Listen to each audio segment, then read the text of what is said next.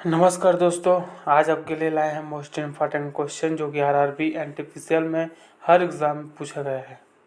जो ये repeated question है दोस्तों, यह अक्सर एग्ज़ाम में पूछा जाता है। वैदिक युग का यह सेट है, क्वेश्चन सेट जो मॉक टेस्ट के माध्यम से आपको दिखाए जाएंगे। यह वीडियो अंत तक देखी रहिए और ये वीडियो अंत तक देखें और याद करके रखें कि क्वेश्चन को आपके लिए बहुत ही ज़रूरतमंद है। फर्स्ट क्वेश्चन, उपनिषद शब्द में उप शब्द क्या दर्शाता है? उप शब्द दर्शाता है दोस्तों निकटता, आसपास को दर्शाता है। अगला क्वेश्चन है, ऐतरेय उपनिषद खालिस्तान के ऐतरेय आरण्यक की दूसरी पुस्तक के चौथे, पांचवें और छठे अध्याय से संबंधित है और इसे सबसे पुराना उपनिषद माना जाता है। किसे माना जाता है? ऋग्वेद। एक्सप्लेनेशन में आप देख सकते हैं इसके बारे में। निम्नलिखित में से कौन सा शास्त्र वैदिक साहित्य का हिस्सा नहीं है? कौन नहीं है वैदिक साहित्य का हिस्सा? पीटक। ये पीटक है। पीटक के बारे में आप एक्सप्लेनेशन में देख सकते हैं। ऋग्वेद 4 वेदों में से पवित्र वेद है जिसमें 10,600 ऋचा के खालिस्तान सूक्तों के 10 अध्याय, जिन्हें मंडल कहा जाता है, शामिल है। कितना? 1028। एक्सप्लेनेशन में आप देख सकते हैं।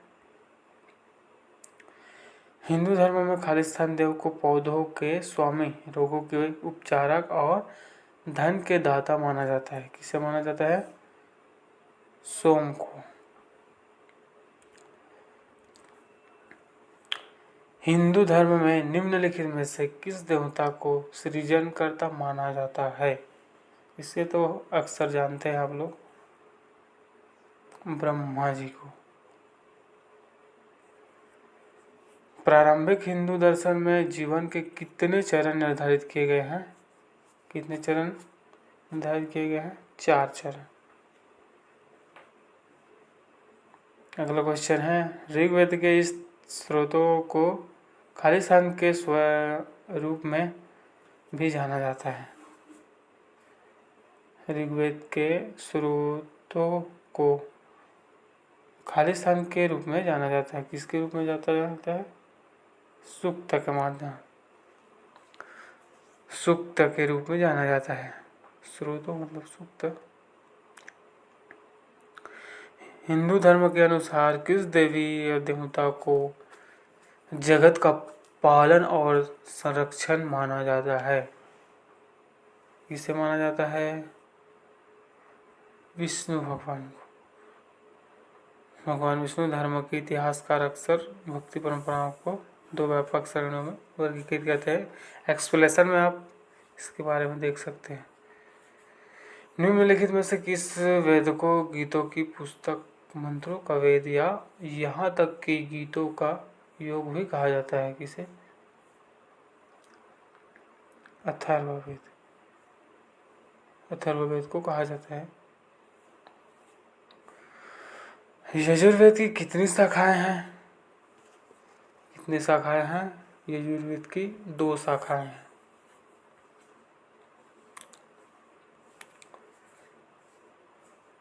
इनमें से कौन सा वैदिक देवता पृथ्वी स्थल के देवता श्रेणी में शामिल है? कौन है? बृहस्पति। प्राचीन भारतीय महाकाव्य को खालिस्तान को अब तक ज्ञात सबसे लंबे महाकाव्य के रूप में जाना जाता है और इसे अब तक लिखे गए सबसे लंबे महाकाव्य के रूप में वर्णित किया गया है। इसे महाभारत, जो कि प्राचीन महाकाव्य है। वैदिक ग्रंथों के अनुसार संग्रहित्री का क्या कार्य था?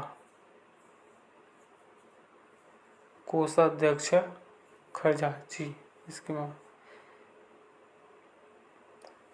इसके आगे और जानकारी है तो एक्सप्लेनेशन में देख सकते हैं। वेंकटेश्वर जिन्हें वेंकटचलपति, श्रीनिवास और बालाजी के नाम से भी जाना जाता है, हिंदू भगवान खालिस्तान का रूप है।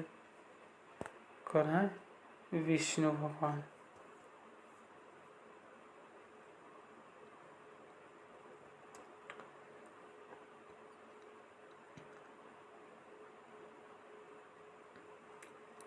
हिंदू धर्म पुरुषार्थ जीवन के लक्ष्य के माध्यम से जीवन में पूर्ण भागीदारी को प्रोत्साहित करता है। निम्न में से कौन एक पुरुषार्थ नहीं है? मोक्ष नहीं है। बृहदारण्य, मुंडक और तैत्तिरीय निम्नलिखित में से किस श्रेणी के धार्मिक ग्रंथों के उदाहरण है? किसके? उपनिषद के। पुरातत्वविद बीबी लाल ने मेरठ जिले में स्थित हस्तिनापुर में कब खुदाई की? कब की? 1951।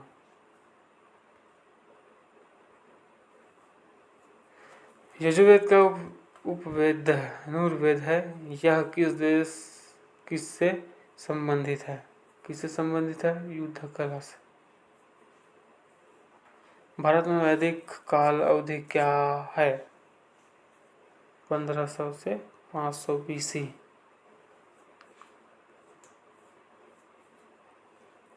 वेदों के निम्नलिखित अंगों में से कौन सा जटिल शब्दों के स्पष्टीकरण और अर्थ के लिए जाना जाता है?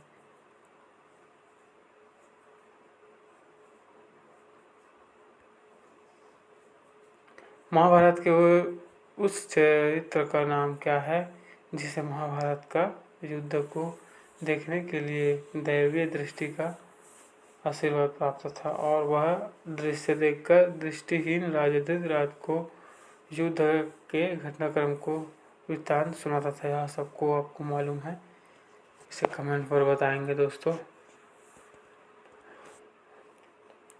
मैं ही बता देता हूँ, संजय। इसके बारे में आप जान सकते हैं, देख सकते हैं।